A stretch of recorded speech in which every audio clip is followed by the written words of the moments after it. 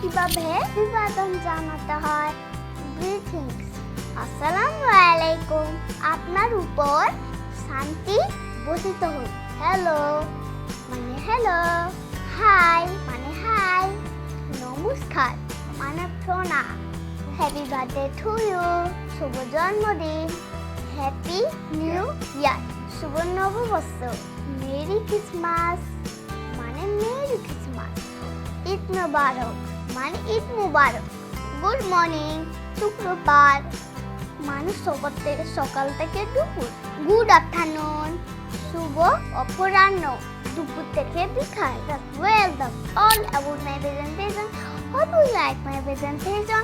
Next day I will be back with another beautiful presentation. Till then I want to say that for now.